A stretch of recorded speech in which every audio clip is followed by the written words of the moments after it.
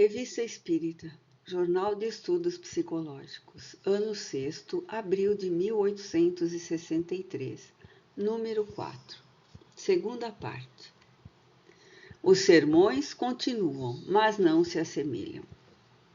Em 7 de março de 1863, nos escreveram de Chani: Senhor, vou tentar vos dar a análise de um sermão que nos foi pregado ontem pelo abade X, estranho à nossa paróquia. Esse padre, aliás, bom pregador, explicou, tanto quanto era possível fazê-lo, o que é Deus e o que são os espíritos.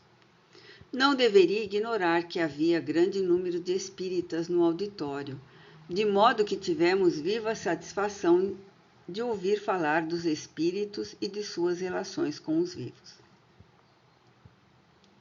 Não explico de outra maneira, disse ele, todos os fatos miraculosos, todas as visões, todos os pressentimentos, senão pelo contato dos que nos são caros e nos precederam no túmulo.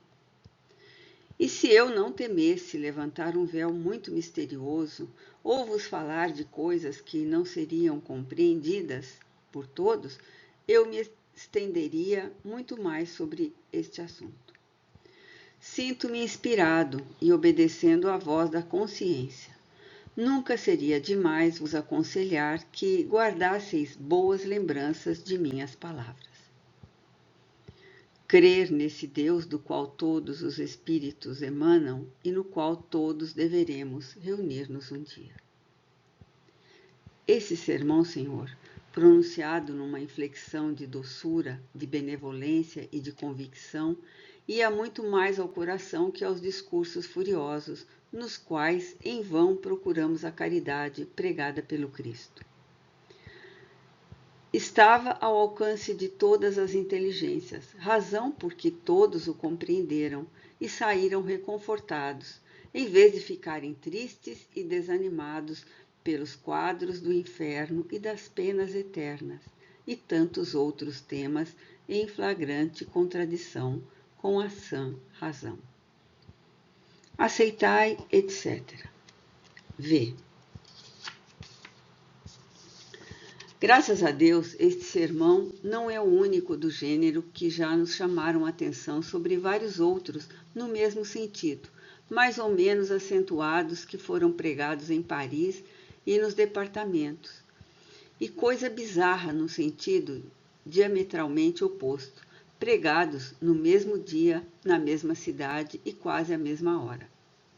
Isto nada tem de surpreendente, porque há muitos eclesiásticos esclarecidos que compreendem que a religião só terá a perder em sua autoridade se se posicionar contra a irresistível marcha das coisas e que, como todas as instituições, deve acompanhar o progresso das ideias, sob pena de receber mais tarde o desmentido dos fatos realizados.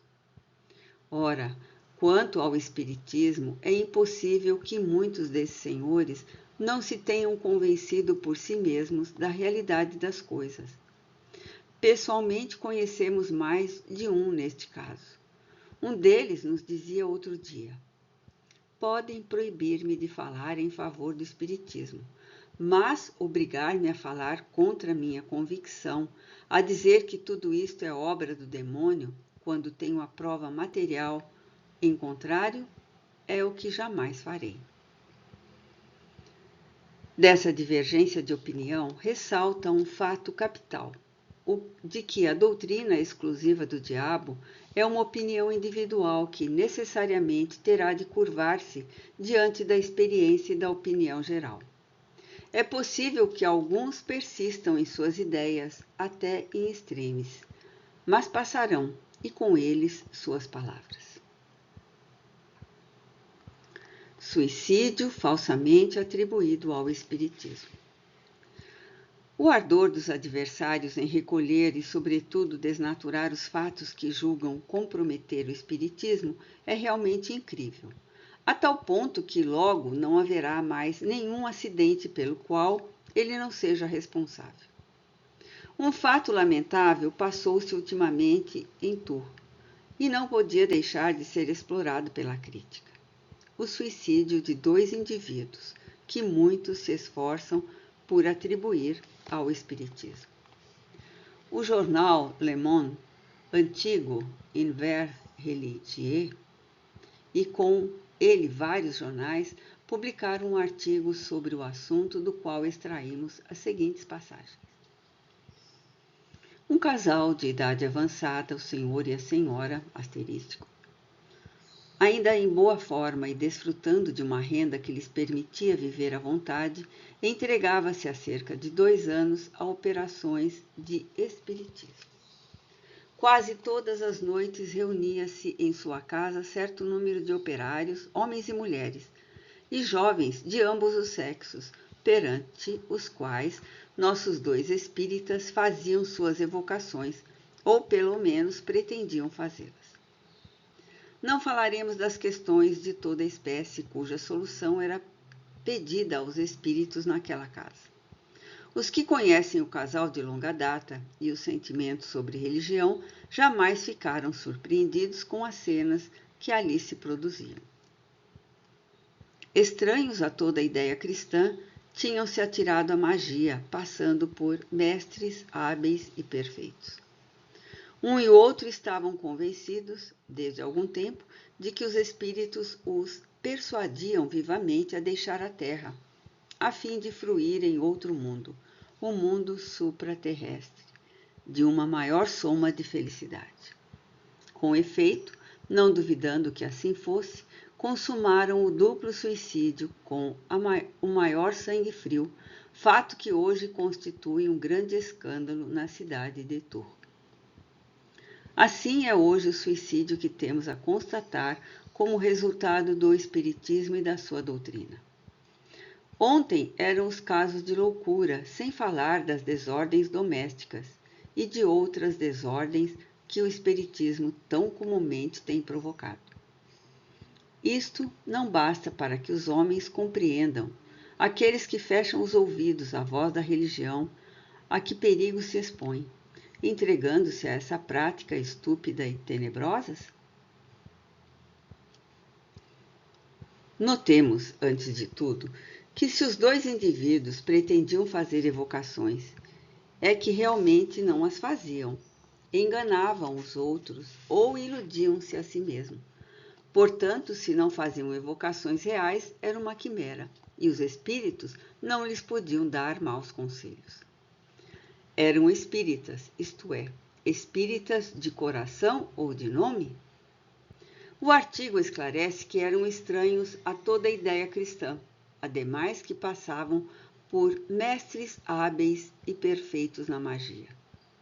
Ora, está provado que o espiritismo é inseparável das ideias religiosas, principalmente das cristãs, que a negação destas é a negação do espiritismo, que condena as práticas de magia com as quais nada tem de comum, que denuncia como supersticiosa a crença na virtude dos talismãs, fórmulas, sinais cabalísticos e palavras sacramentais. Portanto, aquelas pessoas não eram espíritas, pois estavam em contradição com os princípios do espiritismo. Para prestar homenagem à verdade, diremos que, das informações obtidas, conclui-se que aquelas pessoas não se ocupavam de magia e certamente quiseram aproveitar a circunstância para vincular esse nome ao espiritismo. Além disso, diz o artigo, que em casa deles se faziam perguntas de toda espécie aos espíritos. O espiritismo afirma expressamente que não se podem dirigir aos espíritos toda sorte de perguntas, que eles vêm para nos instruir e nos tornar melhores, e não para se ocupar de interesses materiais, que é equivocar-se quanto ao objetivo das manifestações, nelas ver um meio de conhecer o futuro, descobrir tesouros ou heranças, fazer intervenções e descobertas científicas para ilustrar-se ou enriquecer sem trabalho. Numa palavra, que os espíritos não vêm ler a buena dicha. Por conseguinte, ao fazerem os espíritos perguntas de toda a espécie, o que é muito real, provavam os indivíduos a sua ignorância quanto ao próprio objetivo do Espiritismo. O artigo não diz que fizessem profissão daquilo, e realmente não o faziam. Do contrário, lembraríamos o que já foi dito centenas de vezes a respeito dessa exploração e de suas consequências, de que o espiritismo sério não pode assumir a responsabilidade legal ou outra, como não assume das excentricidades dos que não o compreendem. Não defende os abusos que poderiam ser cometidos em seu nome por aqueles que lhe tomassem a forma ou a máscara sem lhe assimilar os princípios. Outra prova de que aqueles indivíduos ignoravam um dos pontos fundamentais da doutrina espírita é que o Espiritismo demonstra, não por simples teoria moral, mas por numerosos e consideráveis exemplos, que o suicídio é severamente castigado. Que aquele que julga escapar às misérias da vida por uma morte voluntária antecipada aos desígnios de Deus, cai num estado muito mais infeliz. Sabe, pois, o espírita, e disso não pode duvidar, que pelo suicídio troca-se um mau estado passageiro por outro pior e que pode durar bastante. É o que teriam sabido aqueles indivíduos se tivessem conhecido o espiritismo. O autor do artigo, avançando que essa doutrina conduz ao suicídio, falou de uma coisa que ele próprio desconhecia. Não nos surpreendamos, de modo algum, com o resultado do barulho que fizeram desse acontecimento. Apresentando-o como consequência da doutrina espírita, aguçaram a curiosidade e cada um quis conhecer essa doutrina por si mesmo, sob a condição de a repelir se mostrasse tal como a retratavam. Ora, reconheceram que dizia exatamente o contrário do que pretendiam que dissesse. Assim, pois, ela não pode senão lucrar em se tornar conhecida, o que os nossos adversários parecem encarregar-se com um ardor pelo qual só lhes podem ser gratos, salvo, todavia, quando a intenção, se por suas diatribes, produzem uma pequena perturbação local e momentânea. Esta não tarda a ser seguida por um recrudescimento do número dos adeptos. É o que se vê por toda a parte. Se, pois, nos escrevem de Tours, esses indivíduos resolveram misturar os espíritos em sua fatal resolução e em suas excentricidades bem conhecidas. É evidente que nada haviam compreendido do espiritismo e que não se pode tirar nenhuma conclusão contra a doutrina. De outro modo, seria preciso responsabilizar as doutrinas mais sérias e mais sagradas pelos abusos e até crimes cometidos em seu nome por pobres, insensatos e fanáticos. A senhora F. pretendia ser médium, mas todos quantos a ouviram jamais puderam levá-la a sério. As ideias muito repisadas, o exagero e as excentricidades do casal de velhos, principalmente da mulher, fizeram se lhe fossem fechadas as portas do círculo espírita de Tours, o qual não foram admitidos a uma única sessão. O jornal supracitado não deu boas informações sobre as verdadeiras causas do suicídio. Nós acolhemos de peças autênticas registradas num cartório de Tours, bem como de uma carta que a respeito nos escreveu o Sr. X, procurador dessa cidade. Os esposos F, a mulher com 62 anos e o marido com 80, longe da abstância em que viveram, foram impelidos ao suicídio unicamente pela perspectiva da miséria. Tinham acumulado uma pequena fortuna com o comércio de tecidos em Nova Orleans. Arruinados por falências, vieram para Nantes, depois para Tours, com o pouco que lhe restou do naufrágio financeiro. Uma renda vitalícia de 480 francos, que era seu principal recurso, faltou-lhes em 1856, em consequência de uma nova falência. Já por 3 vezes, e muito antes que se cogitasse de espiritismo, tinham tentado o suicídio. Nestes últimos tempos, perseguidos por antigos credores, um processo infeliz tinha acabado por arruiná-los, fazendo-lhes perder a coragem e a razão. A carta a seguir, escrita pela senhora F. antes de morrer e que se acha entre as peças acima relatadas, assinadas pelo presidente do tribunal, Ne Varieto, nota explicativa 26, do latim, cópia fidelíssima, dá a conhecer a verdadeira razão da morte. Nós a transcrevemos textualmente na grafia original. Senhor e senhora B, antes de ir para o céu, quero entender-me convosco mais uma vez.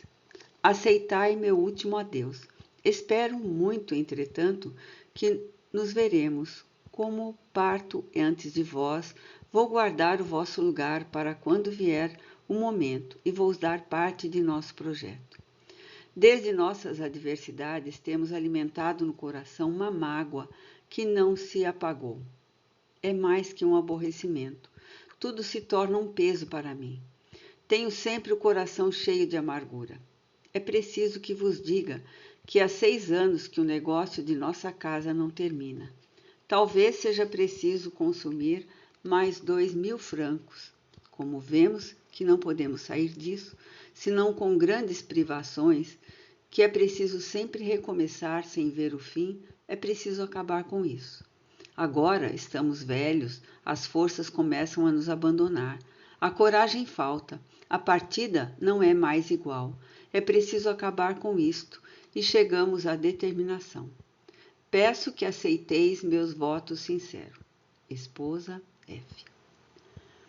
Hoje se sabe em Tours como proceder quanto às verdadeiras causas desse acontecimento, e o ruído que fazem a respeito reverter-se em favor do espiritismo, porquanto, diz o nosso correspondente, fala-se dele em toda parte, querem saber ao certo o que ele é, e, desde então, as livrarias da cidade têm vendido mais livros espíritas do que nunca. É realmente curioso ver o tom lamentável de alguns, a cólera furibunda de outros, e em meio a tudo isso, o espiritismo prosseguir sua marcha ascendente, como um soldado que planeja um assalto sem se inquietar com a metralha. Vendo a zombaria impotente, depois de haverem dito que era um fogo fato, agora os adversários dizem que é um cão raivoso. Variedades. Lê-se no jornal Siècle de 23 de março de 1862. O casal C, residente na rua Notre-Dame de Nazaré, tinha 2 filhos, um garotinho de 15 meses e uma menina de 5 anos, que nunca eram vistos, pois ninguém entrava na casa deles. A menina só foi avistada uma vez, amarrada pelas axilas e pendurada numa porta. Frequentemente se ouviu gemidos saindo da casa. Correu o boato de que ela era objeto de odioso tratamento. O comissário de polícia dirigiu-se ao local e viu-se obrigado a empregar a força para entrar. Um horrendo espetáculo desdobrou-se aos olhos das pessoas que entraram. A pobre menina estava sem camisa e sem meias, apenas com um vestidinho indiano de uma sujeira repugnante. A pele dos pés terminara por aderir ao couro dos sapatos. Estava sentada num pequeno urinol, apoiada numa arca e retida por cordas que passavam pela maçaneta da peça.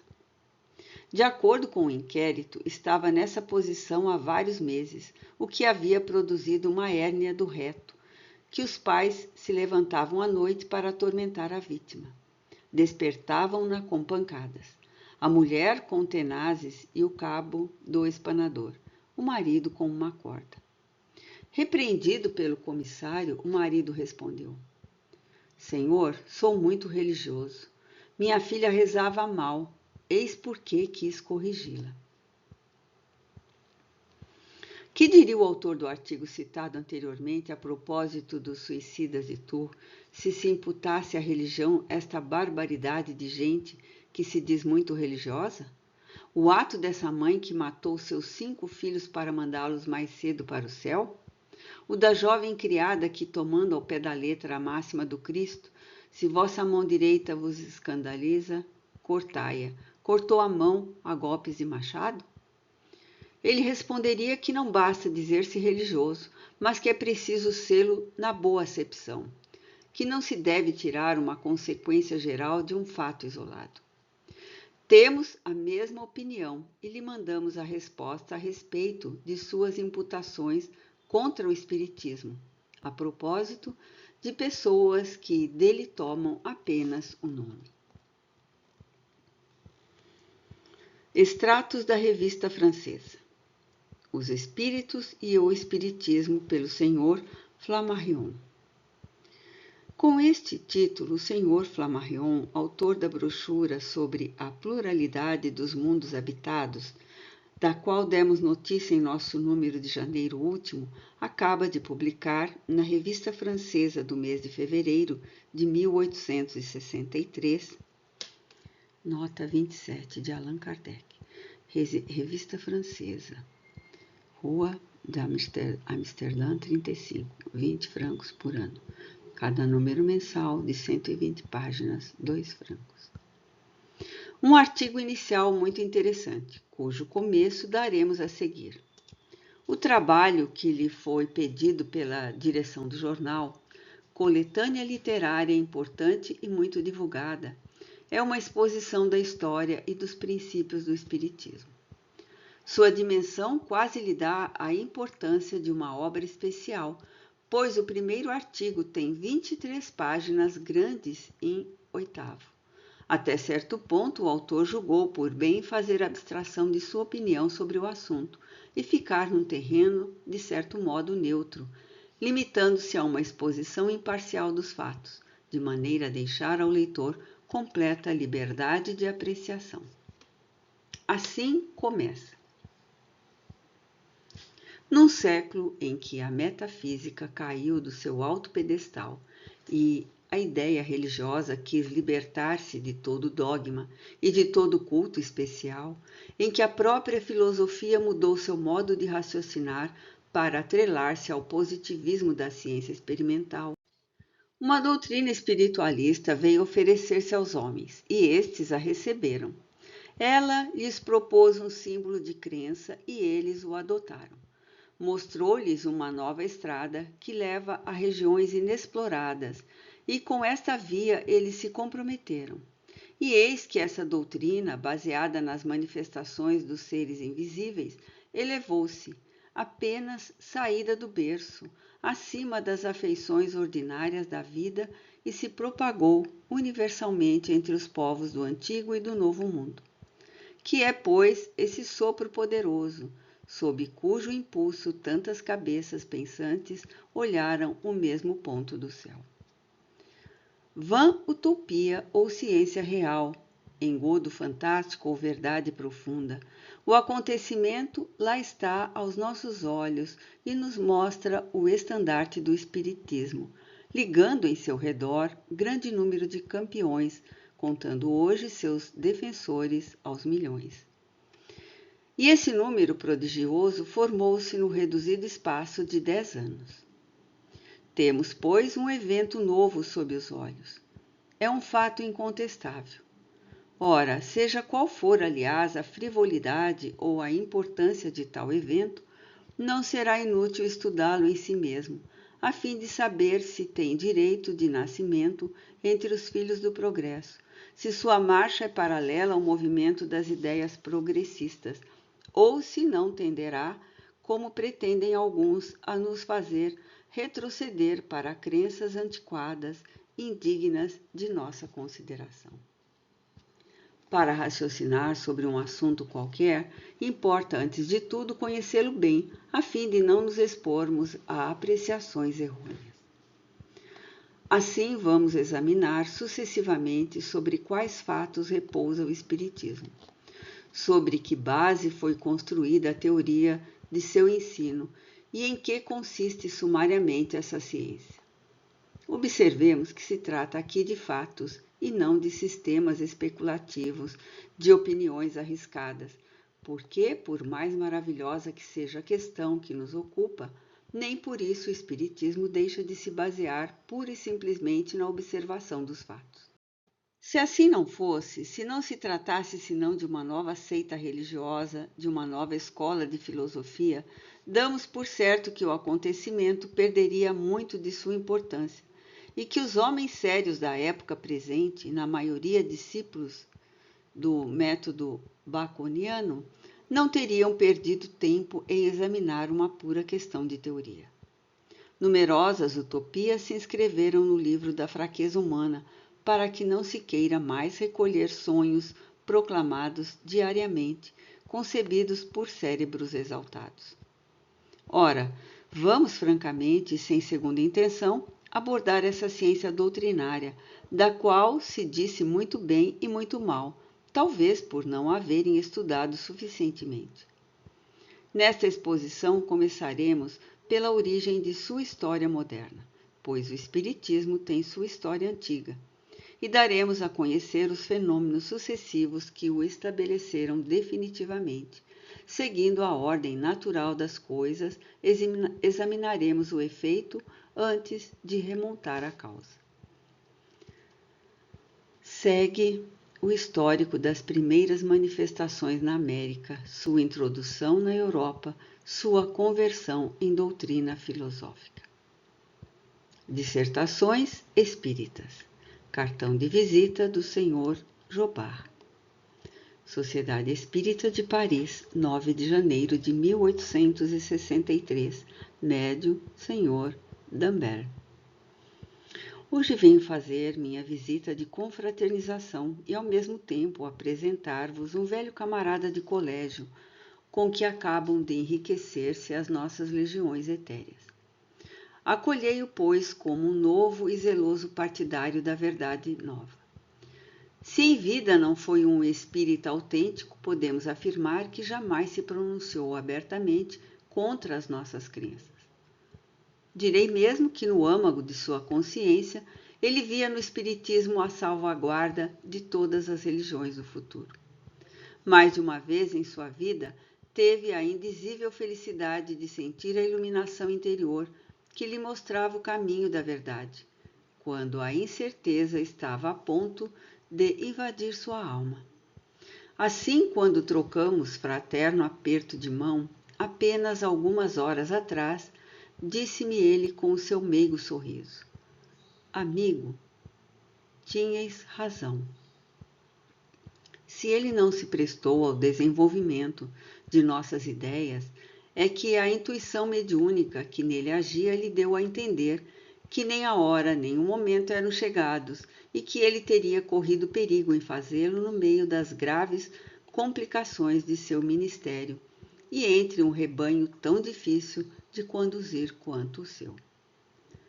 Hoje que se acha liberto das preocupações da vida terrena, não poderia estar mais feliz por assistir a uma de vossas sessões, porque desde muito tempo ambicionava vir sentar-se em vosso meio. Muitas vezes teve vontade de visitar o nosso caro presidente, pelo qual nutria uma estima muito particular, apreciando quanto seus livros e ensinamentos reconduziam as almas, se não para o seio da Igreja, ao menos à crença e ao respeito de Deus e à certeza da imortalidade. Devo, entretanto, dizer que, quando fui visitá-lo, recebendo-me com a efusão de um antigo condiscípulo, tinha oposto ao meu zelo, talvez exagerado, de o converter, a famosa razão de estado, ante a qual tive de me inclinar. Todavia, acompanhando-me, disse estas palavras simpáticas: Se non è vero, è ben trovato. Nota explicativa 28, italiano. Se não é verdade, é bem contado. Agora que veio juntar-se às nossas falanges e já não está retido pelos mesmos escrúpulos, faz votos pelo sucesso de nossa obra e encara com alegria o futuro que ela promete à humanidade. Contempla com satisfação inefável a terra prometida às novas gerações, ou antes às velhas gerações que tanto lutaram, e prevê a hora abençoada em que seus sucessores empunharão resolutamente a nova bandeira da fé galicana, o Espiritismo. Meu caro presidente e meus bens amados confrades, seja como for, tive a honra de receber às portas da vida esse venerável amigo e tenho orgulho de o apresentar ao vosso meio. Ele me encarrega de vos assegurar toda a sua simpatia e vos dizer que seguirá com muito interesse vossos trabalhos e estudos. A felicidade de ser o seu intérprete ao vosso lado, junto a de vos apresentar as felicitações de uma legião de grandes espíritos que acompanham vossas sessões com assiduidade. Trago-vos, pois, em meu nome e no deles, o tributo de nossa estima, formulando votos pelo sucesso da grande causa. Vamos, em breve a Terra não contará mais entre os seus habitantes senão alguns raros humanimais. Aperto a mão de Allan Kardec em nome de todos os vossos amigos de além-túmulo, em cujo número peço me conteis como um dos mais dedicados. Jobar. Sede severos convosco e indulgentes com os vossos irmãos. Primeira homilia. Sociedade Espírita de Paris, 9 de janeiro de 1863. Médio Senhor D'Amberg. É a primeira vez que venho entreter-me convosco, meus caros filhos. Gostaria de escolher outro médium mais simpático aos sentimentos que foram o móvel de toda a minha vida terrena e mais apto a me prestar um concurso religioso. Porém, como há muito tempo Santo Agostinho tomou conta do médium, cujas matérias cerebrais tinham sido mais úteis para mim e para o qual me senti inclinado, dirijo-me a vós por este, de quem se servia meu excelente codiscípulo Jobar, para me apresentar à vossa sociedade filosófica. Terei, pois, muita dificuldade em expressar hoje o que vos quero dizer. Primeiro, em razão da dificuldade que sinto em manipular a matéria mediana, pois ainda não tenho o hábito desta propriedade de meu ser desencarnado. Depois, porque devo fazer que minhas ideias jorrem de um cérebro que não as admite todas. Dito isto, vou abordar o assunto. Um espirituoso corcunda da antiguidade dizia que os homens de seu tempo carregavam um duplo alforge, em cujo compartimento traseiro estavam os próprios defeitos e imperfeições, enquanto o dianteiro recebia todos os defeitos alheios. É o que lembraria mais tarde o Evangelho, na alegoria da palha e da trave no olho. Ó Deus, ó meus filhos, como seria bom se os sacos do alforge mudassem de lugar.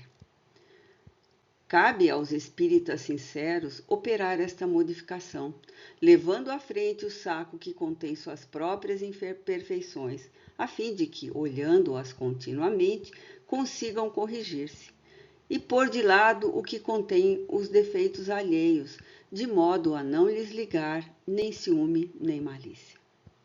Ah, como será digno da doutrina que confessais e que deve regenerar a humanidade, ver seus adeptos sinceros e convictos agirem com essa caridade que proclamam e lhes ordena, não mais verem a palha que incomoda o olho de seu irmão, mas, ao contrário, ocupar-se com ardor em se desembaraçar da trave que o cerca.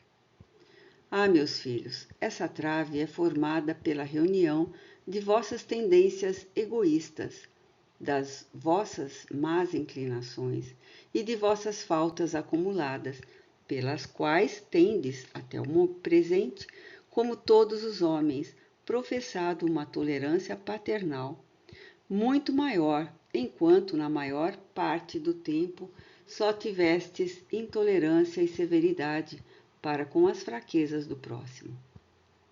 Eu gostaria de vê-los de tal modo libertos dessa enfermidade moral do resto dos homens. Ó, meus caros espíritas, que vos exorto com todas as minhas forças a entrardes no caminho que vos indico.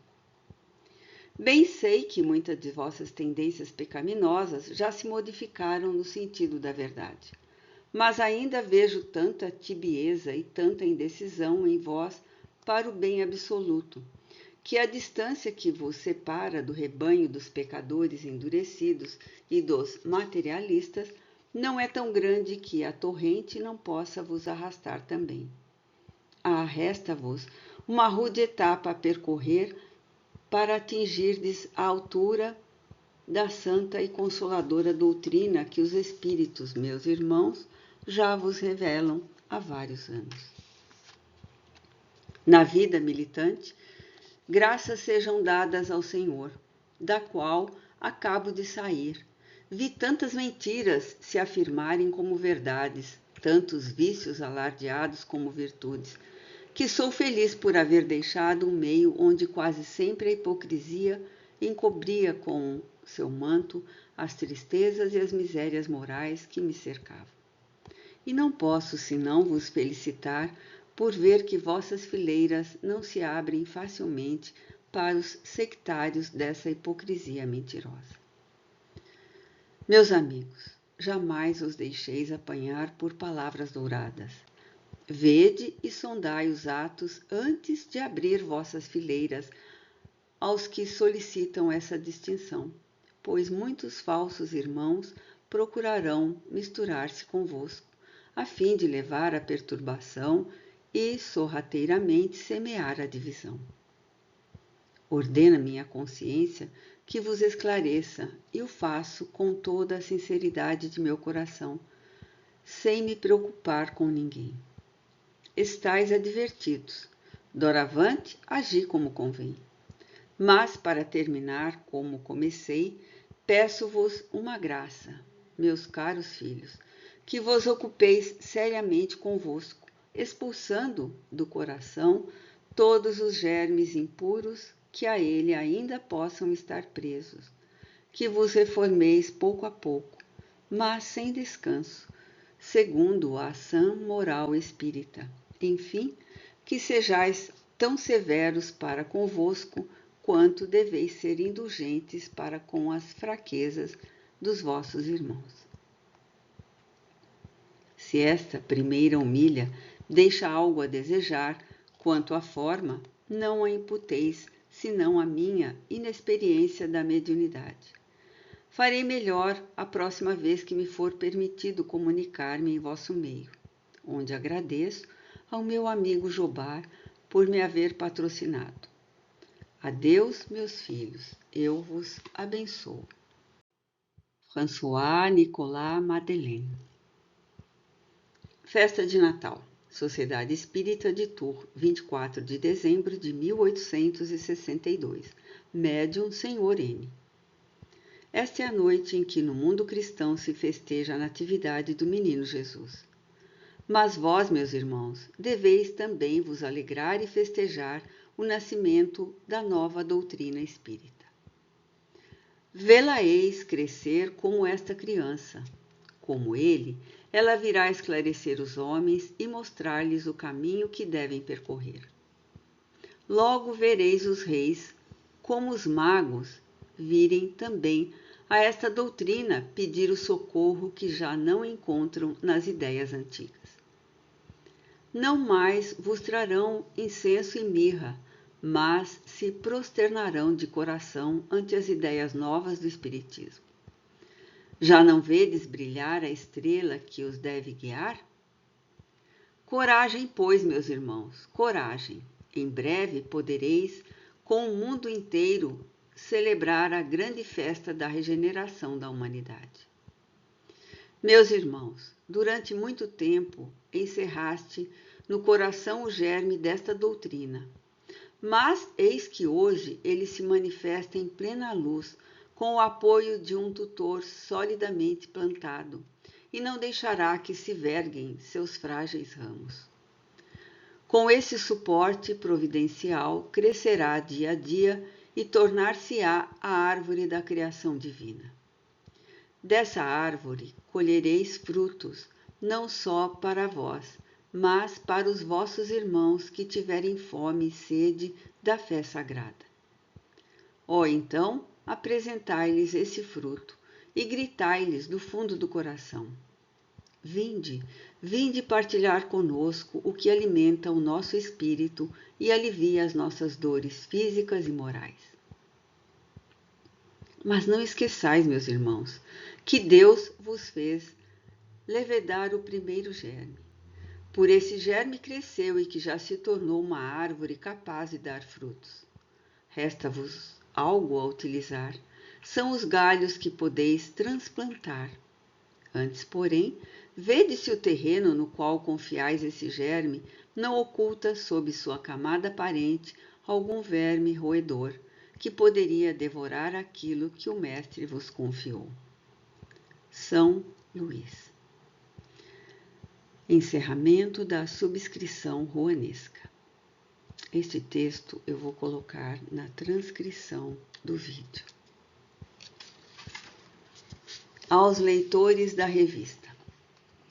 De algum tempo para cá, as circunstâncias nos forçaram a dar maior desenvolvimento aos artigos de fundo e restringir as comunicações espíritas pela necessidade de certas refutações de atualidade. Em breve, poderemos restabelecer o equilíbrio. Tentamos assegurar em nosso jornal tanta variedade quanto possível, a fim de satisfazer a todos os gostos e um pouco a todas as pretensões, mas há coisas que são prioritárias. Sentimos-nos felizes por ver que somos geralmente compreendidos e que nos levam em conta as complicações de trabalho resultante da luta a sustentar e da extensão incessante da doutrina, estando no centro, e que chegam todas as ramificações e os inúmeros fios desse feixe que hoje abarca o mundo inteiro. Graças a Deus, nossos esforços são coroados de sucesso e, como compensação às nossas fadigas, não nos faltam as satisfações morais. Allan Kardec.